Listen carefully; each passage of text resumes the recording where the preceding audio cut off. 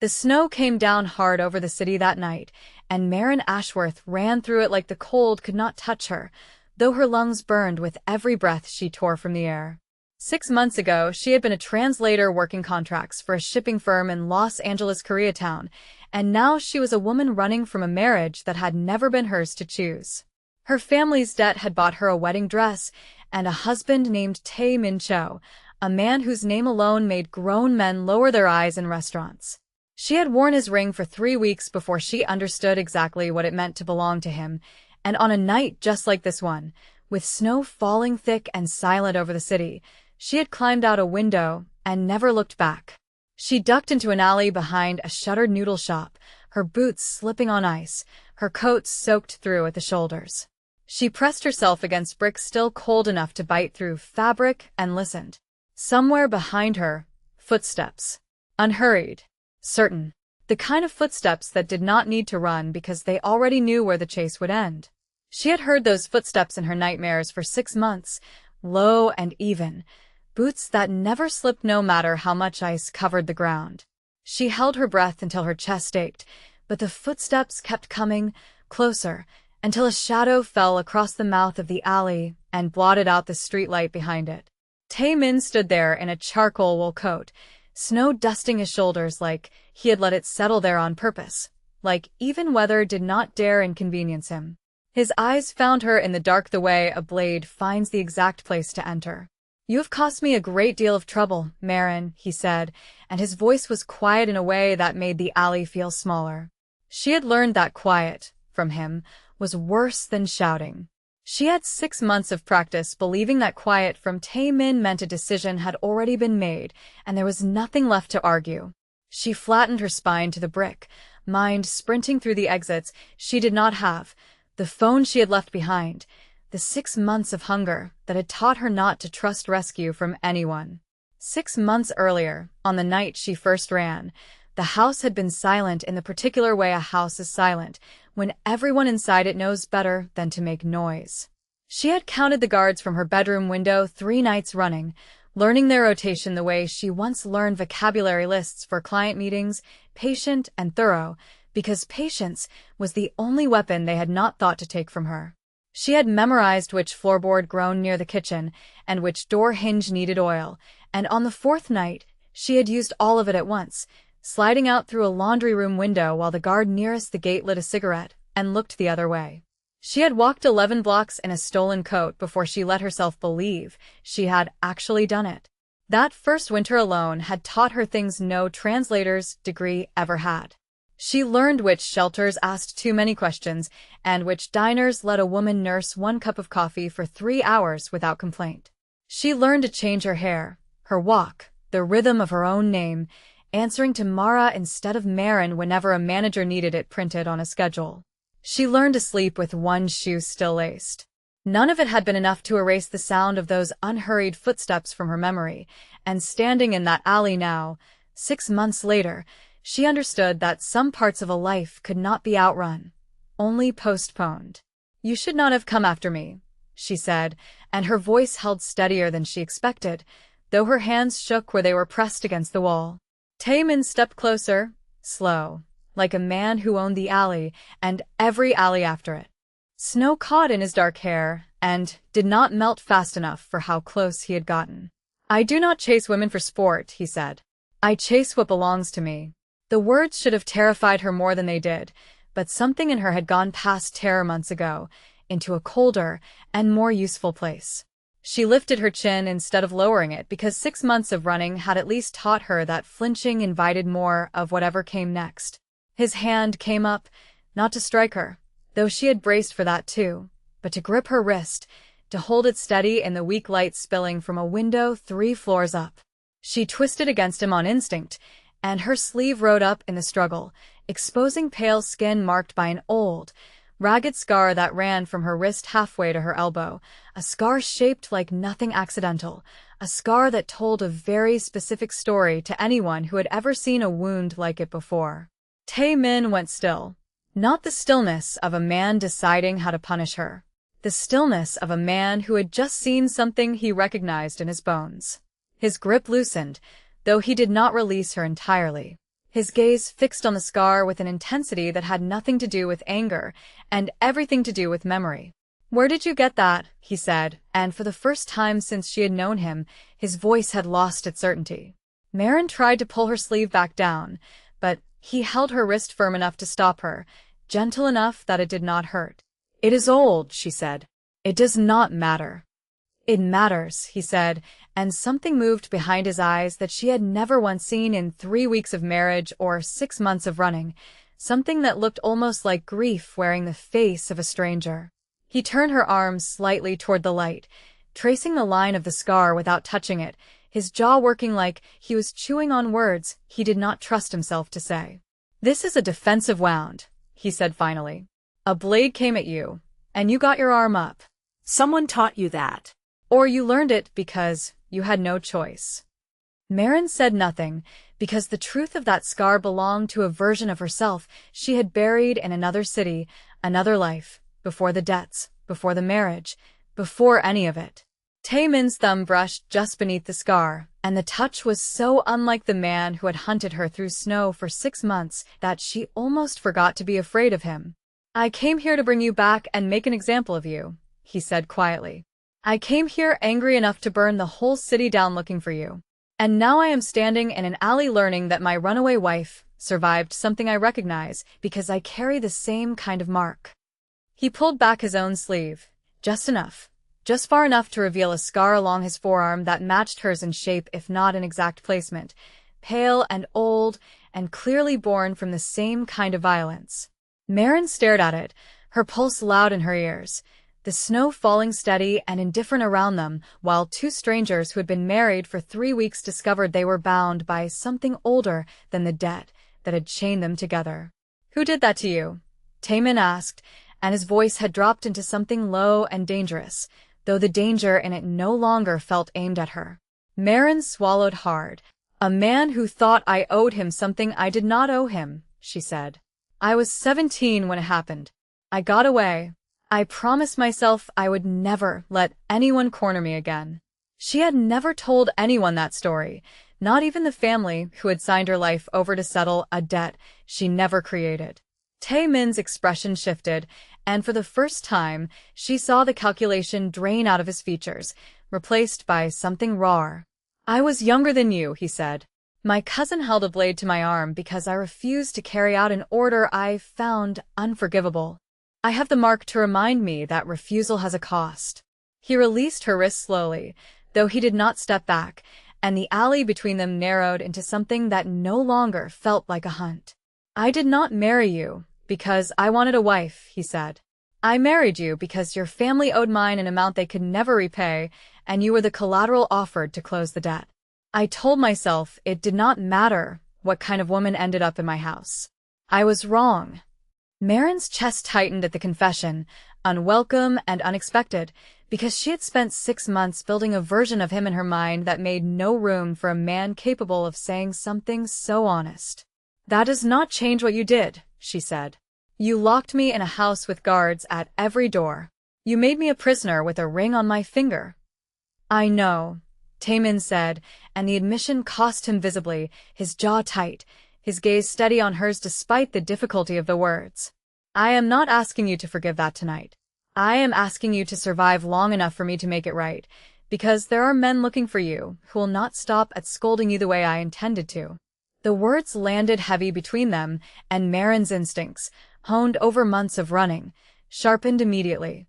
"What men?" she said, and Taemin's gaze moved past her shoulder toward the mouth of the alley, his body angling slightly, protectively, though his tones stayed level. "The Beck family has wanted my collapse for 2 years," he said. "When you disappeared, they saw an opportunity to embarrass me publicly, to prove I could not hold my own house together. They have had people watching for you since the week you left. I did not find you first because I am clever. I found you first because I know this city better than they do, and because I refused to sleep until I did." As if his words had summoned them, 3 shapes appeared at the alley entrance, silhouetted against the streetlight, unfamiliar men in dark coats who moved with the particular economy of people paid to be efficient rather than careful.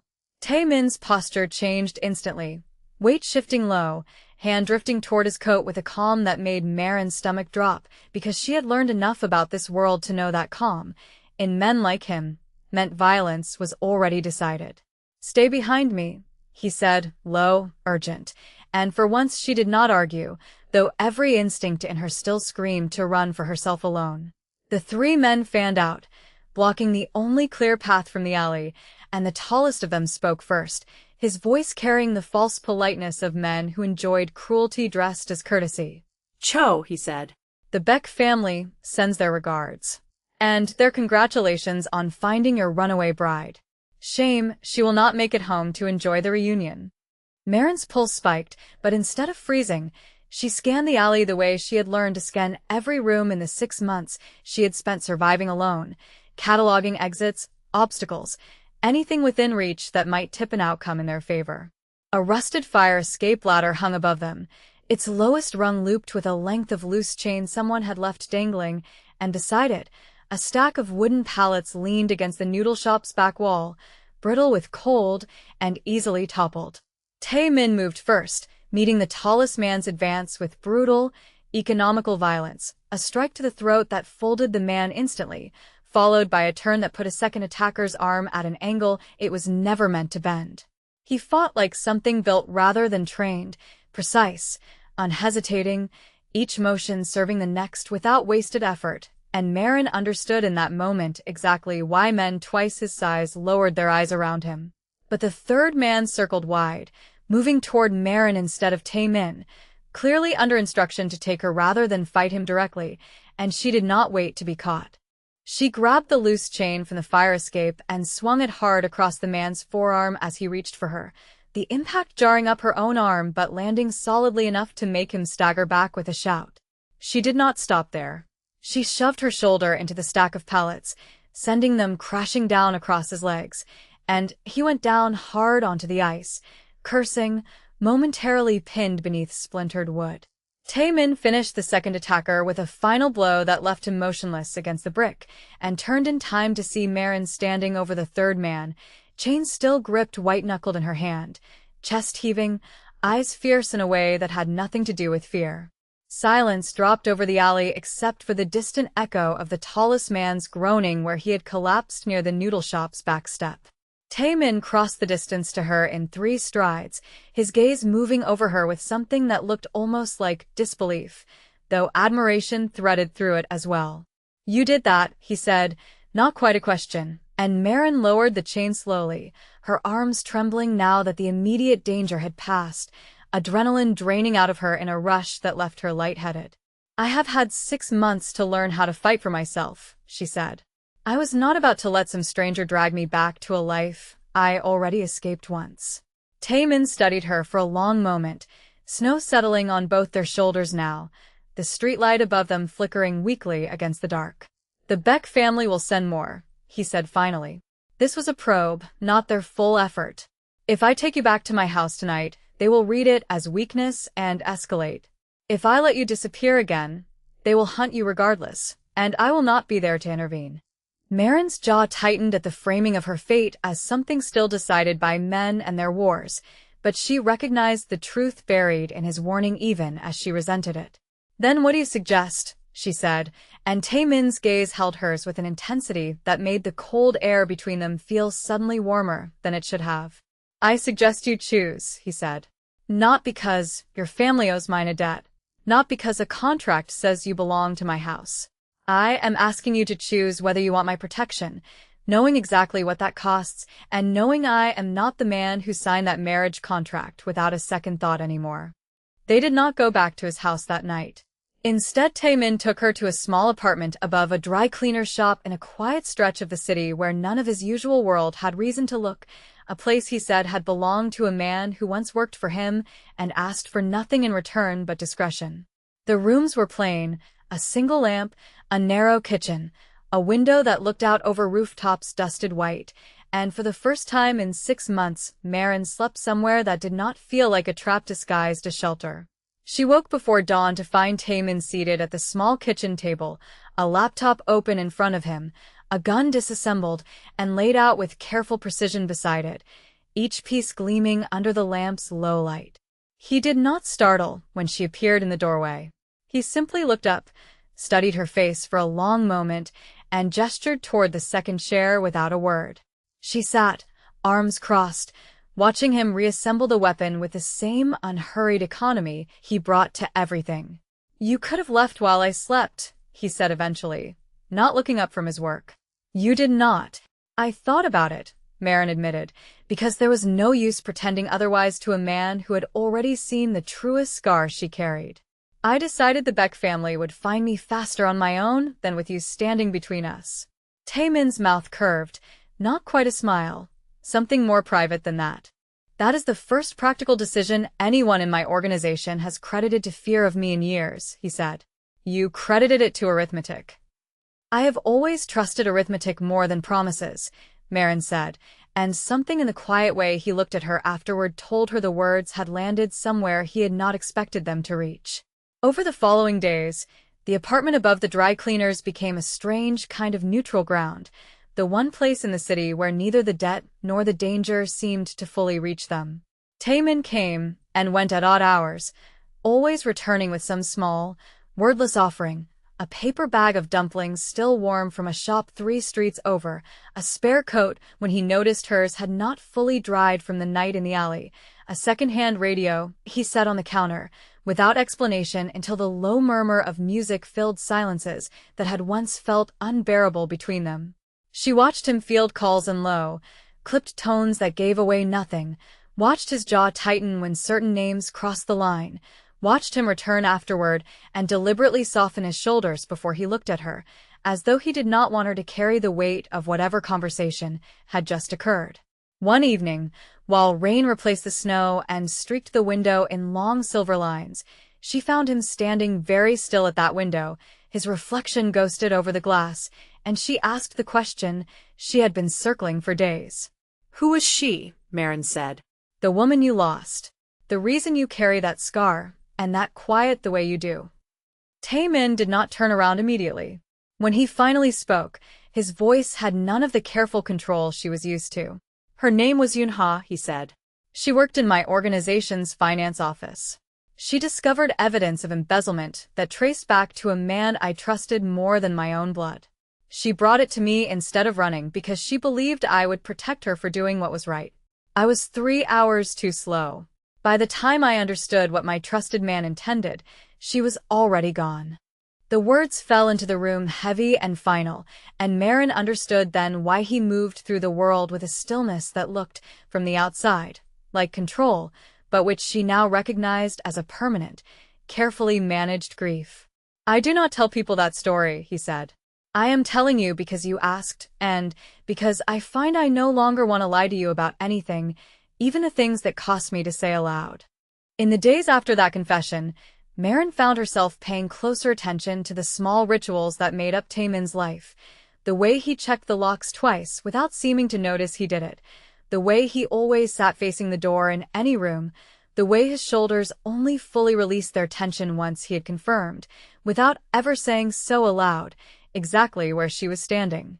She began to understand that the stillness she had once read as menace was, underneath, a kind of constant vigilance he had carried since he was a young man learning that trust could be wound as easily as a blade could. One afternoon, while he was out settling some quiet piece of business he did not explain and she did not ask about, she found an old photograph tucked into a drawer beneath a stack of folded shirts, a young woman with a serious, intelligent face, standing beside a much younger Taemin in front of a modest office building. She did not need him to tell her it was Yunha. She sat with the photograph a long while before returning it exactly where she had found it, understanding without being told that some grief deserved to be witnessed quietly rather than discussed. When he returned that evening and noticed the drawer sitting a fraction of an inch out of place, he said nothing about it either, only reached over dinner and briefly pressed his hand over hers, an acknowledgement that needed no further words to be complete.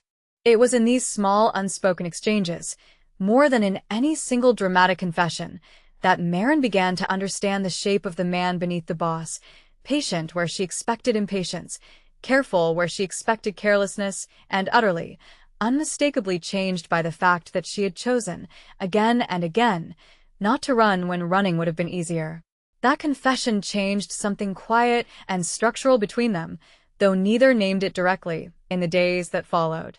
She caught him watching her sometimes when he thought her attention was elsewhere, an expression on his face she could not fully translate, something between disbelief and hunger, and a carefulness that looked almost like fear of ruining whatever fragile thing had begun growing in that small apartment. She caught herself doing the same, tracking the shape of his hands when he cleaned his weapon, the low timbre of his voice when he spoke Korean into his phone before switching back to English for her benefit, the way he said her name, Maren, with a weight and a care no one else in her life had ever given it. One night, when a call came in that left his face harder than she had seen it since the alley, he told her the Beck family had moved against one of his lieutenants, a man named Do Hyun who had stood loyal beside Tae Min for over a decade, and that the message attached to the attack made clear the true target had never been the lieutenant at all. "They know you are with me," Tae Min said, low, controlled fury simmering beneath every syllable. "They're trying to make examples of the people I protect until I either surrender you or lose everyone around me one at a time." Maren felt something harden inside her chest that had nothing to do with fear. "Then we stop reacting to them," she said. "You have spent 6 months letting them dictate the terms. I have spent 6 months running because I believed I had no other option. We are done doing both those things."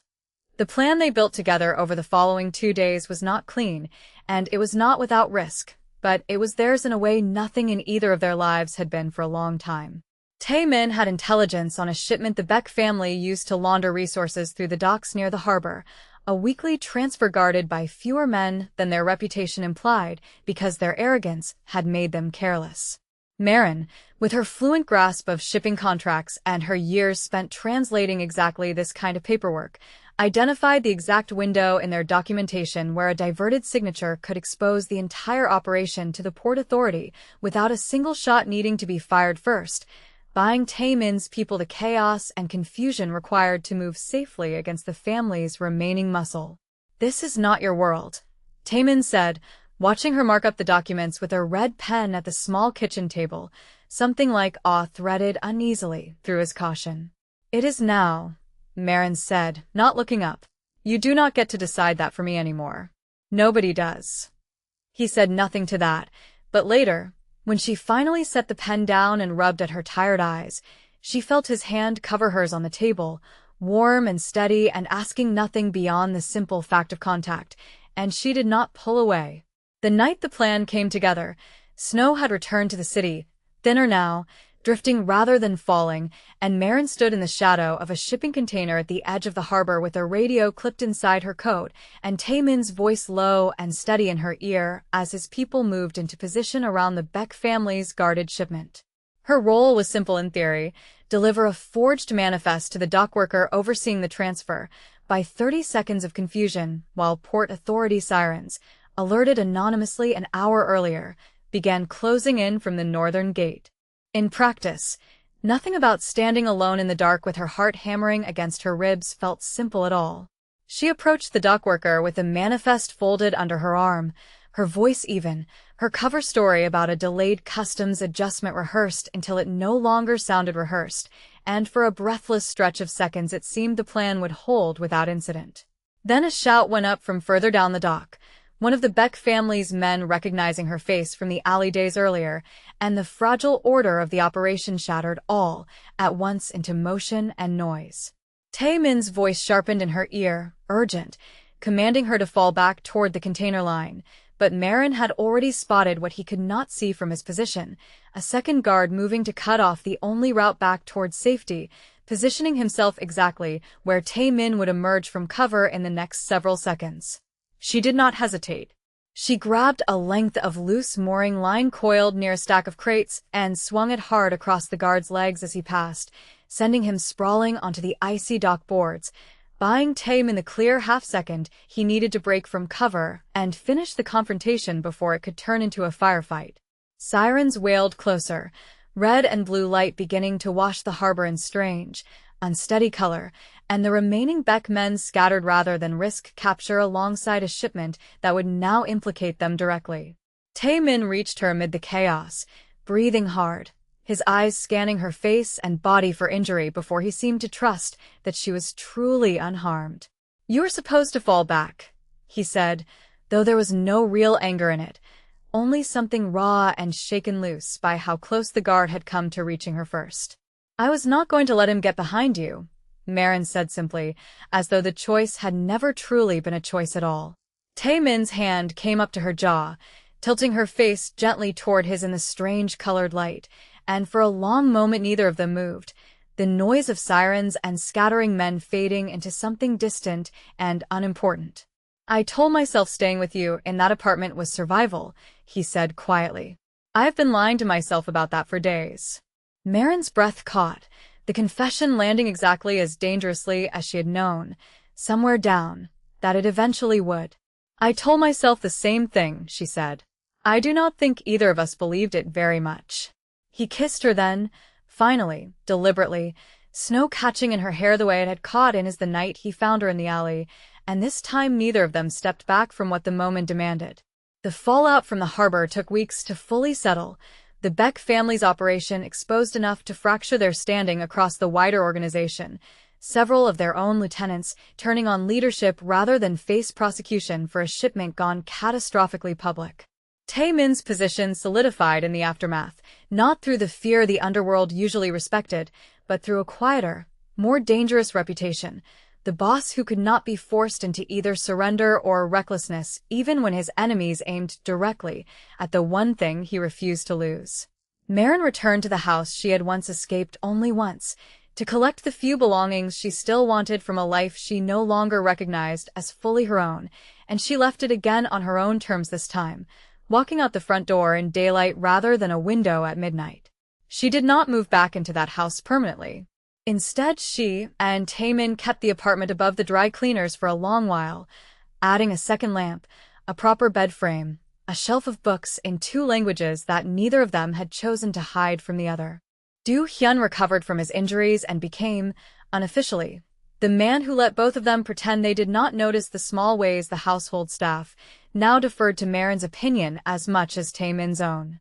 He brought her reports himself sometimes, shipping manifests and territory disputes that had nothing to do with translation work in the strictest sense, but which she found herself untangling with the same patient precision she once brought to client contracts, and slowly, without either of them ever formally deciding it, she became someone whose judgment the organization consulted rather than merely tolerated. She did not seek that position. She simply refused to disappear into the background of a house that had once tried to make her invisible, and Taemin, watching her claim space at his table and in his meetings without asking permission, found that he no longer wanted the version of his life that had existed before her arrival in it. There were still hard nights, weeks when the wider organization tested his authority, and he came home late with his knuckles split and his eyes distant in the particular way of a man who had done violence and not yet set it down, and on those nights Maren did not press him to speak before he was ready, only sat with him in the quiet until his shoulders loosened enough to let the words come on their own terms. She had learned, in the 6 months she spent alone in the cold, that presence alone could be its own kind of mercy, and she offered it to him now the way she once wished someone had offered it to her. On a quiet evening months later, snow falling again outside the same window where he had once told her about Yunha, Taemin took her hand across the small kitchen table and traced the scar along her wrist with the same careful attention he had shown it in the alley the night everything changed. "I do not think of this as something you survived anymore," he said. "I think of it as the reason I finally saw you." Maren turned her hand in his, lacing her fingers through his without hesitation, the gesture easy now in a way it had taken months to become. "I am not staying because of a debt," she said, "and I am not staying because you are dangerous enough that leaving frightens me. I am staying because I choose this, every day, on my own terms, the same way I chose to fight for both of us on that dock." Taemin looked at her for a long moment, something unguarded and certain settling into his features, the same stillness she had once mistaken for menace revealing itself finally as something closer to devotion.